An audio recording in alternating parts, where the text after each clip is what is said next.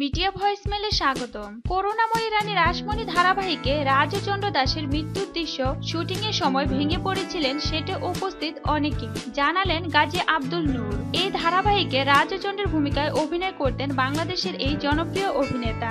সংবাদ মাধ্যমকে নূর জানালেন, কিছুদিন আগে এই ধারাবাহিকে রাজচন্দ্রের মৃত্যুর দৃশ্য ক্যামেরাবন্দি করা হয়, কিন্তু সেই দৃশ্য দেখে চোখে জল এসে যায় শুটিং সেটে উপস্থিত অনেকেরই। এমনকি এই দৃশ্য গ্রহণের দায়িত্বে যে চিত্রগ্রাহক ছিলেন তিনিও কিছুক্ষণের জন্য বেরিয়ে যান সেট থেকে, জানালেন নূর। তার অভিনীত চরিত্রটি যাতে ধারাবাহিকে থাকে এমন অনুরোধ করছেন অনেকেই। প্রোডাকশন টিমের কাছেও এরকম বহু অনুরোধ এসেছে, কিন্তু কোনো অবস্থাতেই সত্য ঘটনার বিপরীত কিছু দেখানো হবে না এই ধারাবাহিকে, আর তাই রাজচন্দ্রকে মরতেই হতো, জানালেন নূর। করুণাময়ী রানী রাসমণি ধারাবাহিকটি সম্প্রচার শুরু হয় 24শে জুলাই 2017-তে। এখনো পর্যন্ত এই ধারাবাহিকে সম্প্রচার হয়েছে 600 পর্ব।